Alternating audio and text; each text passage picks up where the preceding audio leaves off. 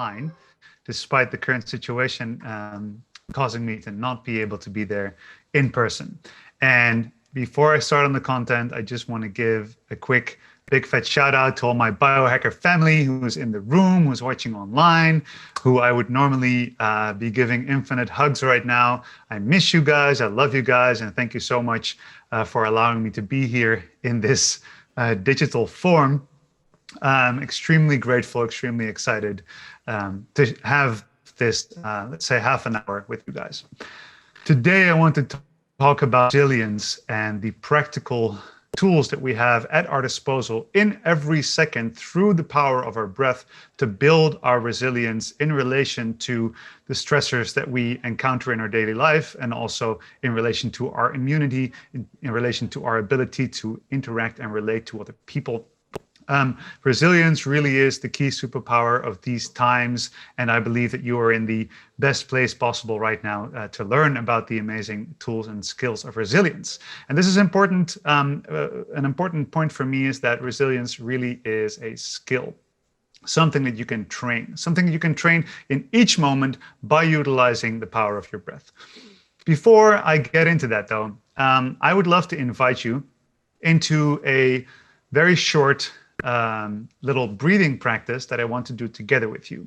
One of the most amazing things that stand out if you look into the science of breathing is that, first of all, of course, as humans, we have this unique capability that most other animals don't have to consciously direct our breathing. So we have conscious control and conscious awareness over our breathing. Interestingly, our breathing is an autonomic function, so it's an autopilot function that also links into our somatic systems, right? So our breathing muscles are actually somatic muscles. And this means that we can gain conscious control over an autonomic function. Now, another autonomic function that we all have is, for example, our heart rate and our blood pressure, and the extent to which our heart rate, our breath rate, and our brain waves interact. And a state within which our brain waves and our heart beat, our heart rate variability, and our breathing pattern interact and come together is called coherence. So here's a very cool little thing for you to take away right now, is that your breathing rate and your breathing rhythm and your breathing pattern will also partially dictate, or at least interact with, your heart rate and your heart rhythm and your heart pattern. So because we are now all scattered across the world, but we are in this summit united as one biohacker family, some of you are in the room, some of you are at home through the internet like me, I would love to take a moment to find this group coherence, no matter where you are in the world, whether you're in the room there or whether you're at home. If we align our breathing patterns together, we will come to, first of all, a personal coherence, which means that your own heart rate and breath rate and brain waves will start to align more with this breathing pattern. But since we are all doing it, thousands of us across the globe that are tuning in right now, and that are there live right now, we will also find some kind of group coherence. No matter where you are in the world or whether you're sitting there, we are now capable of accessing and entering a similar state all together. If you are wearing your Oura ring, this is a great time to grab your phone and to start a moment, a 5-minute moment, or if you have any other tool that allows you to quantify your heart rate variability or your heart rate in general, this is a cool time to kind of turn on a moment of measurement, because we're going to do a little bit of breathing in a few minutes. And since there's so many biohackers in the room, in the audience, and we are all quantifying ourselves and each other in each moment, this is a nice opportunity to already see and feel what this basically does for you as we go into this little breathing pattern. Now, this is a very simple basic breathing technique, which is not even really a technique. What we're going to do is find a rhythm of coherence where we inhale and we exhale in the same pace, in the same rhythm. And I will guide this rhythm with a handpan. I hope the audio comes through well. And we're basically going to breathe in for 4 counts, very controlled, and breathe out for 4 counts, very controlled, at any depth at which you want to breathe those breaths. In general, you want to focus on breathing in through the nose, and especially using the diaphragm and this nice lateral movement in the chest, right? So you have a horizontal movement and not an upward movement. Through that, we can enter this rhythm of coherence together. and enter a state of coherence together. So I'm gonna grab my shiny metal friend over here. This is my handpan. I don't know if you can see it well, but I'm pretty sure you guys can hear it. So we're going to breathe very basically, very simply in a rhythm that goes in, 2, 3, 4, and out, 2, 3, 4. And we'll start with a deep sigh of relief. So I'll invite you to take a big breath all the way in through your nose. And then let that go. We're going to start in 3, 2, 1. Follow me. Breathe in, 2, 3, 4, and out. 3, 4, and breathe in, 2, 4, and out. 2, 3, 4, in, 2, 3, and relax on the exhale, 2, 3, 4, and breathe in, 2, 3, 4, and relax on the exhale. And breathe in through your nose at any depth that feels good. It doesn't have to be deep. And breathe out in pure relaxation. Let that breath seep out of you. And breathe in. Control your breath slowly through the nose and out. In, 2, 3, 4, and out. In, and out. And in, and let go. And in, and let go. And breathe in. Take a nice full breath in and let it go. For the next one, take a little bit of a bigger breath in, like a deep sigh of relief. And let go. We'll do 3 more of those. Breathe in, nice big sigh of relief. And let go. In. And let go. And last time, all the way in. And let go.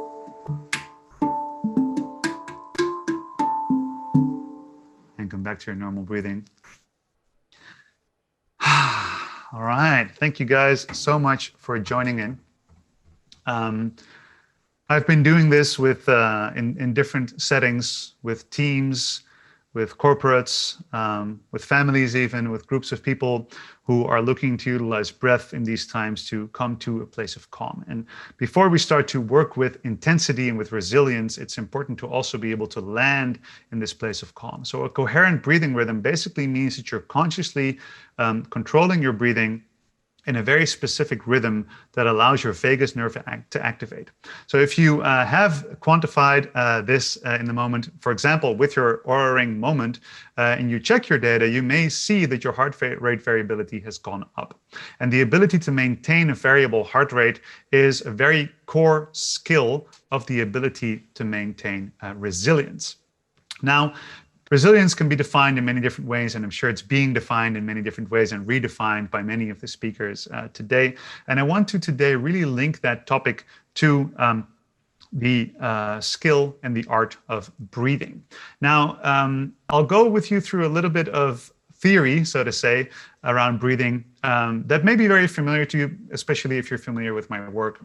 But the most important thing here is that I'll just do a little recap. And the most important things here are to show you some nervous system functions and which functions belong to which part of the nervous system and how you can then control and change your breathing in order to control those functions. And at the end, I'll share with you a few training methods, a few very practical tools and tricks that you can use to influence the state of your breathing, influence the state of your nervous system, and with that, have a very directed way to train and to install resilience into your body. So first of all, we have, of course, 2 modes of our nervous system. We have our sympathetic, spinal sympathetic chain, which may be very familiar to you, and we have our parasympathetic. Now, what it is mainly known as, these two states, is this one is known as fight, am I still in? Fight or flight. And this is a relatively incomplete, it's not inaccurate, but it's an incomplete view, but this is just how it's known. And then the parasympathetic is mainly known as rest and digest, but I like to call it more of a stay and play. Now, as you know, you need to consider that we are fundamentally still built as hunter-gatherers. And as hunter-gatherers, we may be living in the modern world, but our nervous system is still working in this primal fundamental way. So one way I like to talk about this side of the nervous system is all of the functions that we need in our nervous system when we are outside of our cave, outside of our tribe, outside of our safe surroundings, so to say. So basically, as soon as in this hunter-gatherer scenario, we go out of our cave, out of our safe place, what we need is a few very important functions. And these are the functions that are commonly known as the functions of stress. So we have heightened senses, our heart rate goes up slightly, our breathing goes up slightly. We have a little bit of cortisol release so that we have a higher blood sugar, so we actually have more fuel to burn. This is all very important functions when you go out and you want to be active, right? Now, and very basically, this parasympathetic function is, the stay and play function is described as you are in your cave or in your tribe, in your settlement, or whatever place where you are inherently safe. And as you are in that place, there's a different set of functions that you can use, like, for example, digestion, like, for example, proper immune function, tissue repair, the ability to socially interact, to be intimate with your family, with your loved ones, to engage in social relationships. Now, as I say these things, of course, there's a few things that are very interesting that come into play. I mentioned that proper, well-balanced immune function is dependent on the extent to which you can actually modulate yourself in between these states, right? There's nothing wrong with a stressful state. This is where we kick ass. This is where we go into lion mode, where we hunt, where we gather, where we, kick off our to-do list and, we go out into the world and work on our mission. And on this side is where we come back to recover, to rest, to sleep, and also for example, our immune system to basically fix and heal up whatever damage or whatever challenges we have run into while we were in these functions outside of our cave. So this is where we're very safe, and this is also where we're capable of socially interacting. Now, these functions go, of course, very deep into every aspect of life, and tuning the nervous system through breathing is my main specialty over the last years. I run a lot of deep courses for this, but the most important thing that you could possibly understand about breathing and these functions is that on this side of the nervous system, we have mouth breathing, we have chest breathing, we have fast breathing, and with a focus on an inhale. So the most extreme version of that is a hyperventilation, right? Mouth, chest, fast, focus on inhale. If people are in full panic attack and full flight mode, they will breathe in that way.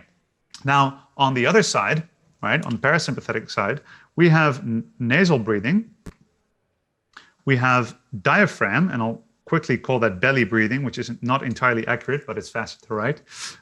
We have slow breathing, and mainly a focus on an exhale. So if you take a sigh of relief or you take a deep breath in, you lengthen your exhale, that will trigger the vagus nerve and trigger the capacity to use functions on this calmer side of the nervous system. Now, this is in a nutshell what my core message has been over the last years, and it may be familiar to you. And I keep repeating this everywhere because the art of influencing the nervous system through breathing is an ancient art that is now ancient in yogic practices and in Tibetan practices and many practices that is now falling to new light through the scientific method and the ability to really understand how to hack into this with different modalities of regulation, breathing being the fastest one. So in order to have good sleep, proper immune function, tissue repair, recovery from your daily activities, you need to be able to access the parasympathetic state. And this means that we need to practice nasal breathing, we need to practice diaphragm breathing, we need to slow down our breathing and focus on our exhales. Of course, we live a very large part of our life in this more sympathetic activity. And it has very positive parts to it, of course. There's very amazing, empowering ways to live in the sympathetic state. Like I said before, if you have a goal, if you have a mission, if you want to go out there and make something beautiful in the world, you are using sympathetic functions of heightened senses and extremely fast thinking, connecting the dots, focus, productivity. All of these things are amazing sympathetic functions. The problem is when we start to overload our system and start to overuse sympathetic functions. Now, in biology, and as a biohacker, this is so important to understand, in biology, form adapts to function, which means whatever you practice is what you get. Whatever you do often is what you get better at, which also means that your body will adapt to the functions that you require of it repeatedly. And it will take away from building functions that you don't require of it repeatedly. So if you're always living in this heightened state, basically you wake up and you're already in this active mind, you live your whole day up here, you modulate yourself with coffee and theobromine and nootropics and with whatever tools you can use to kind of keep yourself in that sympathetic state, then at a certain point, your body will lose the capacity to come down into that relaxed state.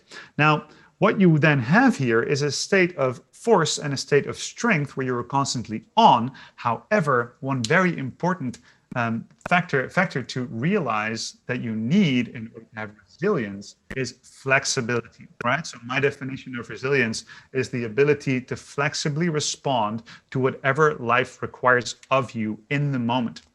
Now, we think that a state of heightened awareness and super, genius, smarts and focus and productivity is a state that we should want. And of course, this is an amazing state. But it's not nice if you're stuck in this state, right? And a lot of times we think that, for example, tiredness is a negative state to be in. Well, actually, tiredness is a perfect state to be in if it's whatever Sunday night and you want to go to sleep, right? The problem is people lose resilience if they overtrain or over-ask a certain function of their nervous system, which is usually the sympathetic function, and they start to lose their ability to come back to parasympathetic state. This is what we call chronic stress, or this is often seen as chronic stress. When we are in a fight state, in a positive fight state, chronic stress means we're constantly on the go, on the go, on the go, in a very positive way, but it can flip over to a flight state where we are basically living in anxiety. Now, if we are living in anxiety in a constant state where the nervous system doesn't feel that it's fully safe, you don't have a neuroception of safety as a basis, as it's called in the polyvagal theory, then you will live in this constant state of anxiety, which means you will start to lose the functions of digestion, of proper immune function, of the ability to sleep, the ability to actually process and take up the nutrients out of the food you're eating and to recover tissue as you are sleeping, right? And this is where we start to lose our resilience because we can no longer come down into this calmer state. Now, currently, of course, in the world, there are constant external stressors that are telling us about how we should feel and what we should think and where our energy needs to go. This is a very intense time to live in, as you all, of course, know. And this is causing a lot of people that I work with to basically always live in this kind of stressful state where they're always a little bit worried and always a little bit anxious. Which is actually giving them the opposite of what they need, because what we need in this time, of course, is optimum health, optimum immune function. We need to feel secure in our being. We need to be able to rest. We need to be able to connect to the people that are important to us even more than normal, because we are often farther apart than usual. So then resilience comes from the ability to shift between the states. Now, the cool thing is, like I said before, we have this state, for example, that I said that the most heightened state of the fight-flight system, which is a panic attack. Now, if you have a panic attack, you will breathe in this hyperventilation way, where you use your chest and your shoulders to breathe, your mouth focused on the inhale very fast. If you are relieved, you will take a sigh of relief, right? If you wake up in the morning and you're calm and relaxed, you will be breathing through your nose and into your belly in a very relaxed way. So we know that a state of mind and body is paired with a state of breath. So every time you go into a different state of mind and body, your breath will need to change. Your breath is the first responder of your nervous system. So up until so far, I've basically given you a lot of basics around the nervous system and around breathing that some of you may be very familiar with if you're familiar with my work. Here's the cool thing, though. The ability to, let's say, recapture and re-engage with your resilience is really lying in the way to consciously and strategically use certain breathing functions under intensity. And this is something that happens a lot when people have a long period of stress and long period of intensity. They've basically lived in this state for a while, and then they come to a point where they start to develop issues, digestive issues, feeling more depressed, or having some kind of chronic inflammatory issue. A lot of times they go to a professional, or they see a doctor or a psychiatrist, and they tell them, okay, you were damaged by stress. You need to stay away from stress, right? And then people basically take a step back from the stressors in their life, and they start to live their life on kind of a lower capacity, so to say, right? Because they don't engage with the intensity anymore. Now, I'm not saying that it's a bad idea to stay away from stress. In general, of course, if you have some health issue or some mental issue that is caused by a specific stressor in your life, like a job or like a phase of work that's not good for you, or even just frantically watching the news every day to stay updated, and that is causing you to feel bad, then it's a good idea to take away that stressor. However, we do have to reintroduce stressors in order to be strong. And this is something that has been discussed multiple times at the summit already, and will be discussed multiple times. Hormesis is the ability to overcome an obstacle and to be stronger for it. And there's many ways to do this, all right, and which so there's heat, there's cold, there's fasting, and then there's lower amounts of oxygen and higher amounts of CO2, which is called hypercapnia. So what I would like to suggest is that there is a method, a way, or let's say a set of principles that allow you to use your breathing functions to consciously seek out stress in control of breath. So here's kind of the first stressor in the body. The most important state of stress in the body is noticed in the body, in the brainstem, when the pH level of the blood changes in relation to the energy that is being produced, right? So if there's something asked of you, like, for example, you go into a workout, you need to run up a flight of stairs, you read an email that stresses you out, you hear something in the news that makes you go, what's going on? Your metabolism will go up in order to be able to shift to the sympathetic state. What happens then is your body's pH level changes because there is a higher amount of CO2 as a byproduct of this metabolism happening. The higher amount of CO2 changes your pH level, your brainstem notices this, CO2 threshold is reached, and you go into a higher state of stress and alertness. Now, this means that your body will want to switch from one state to the other, from one function to the other.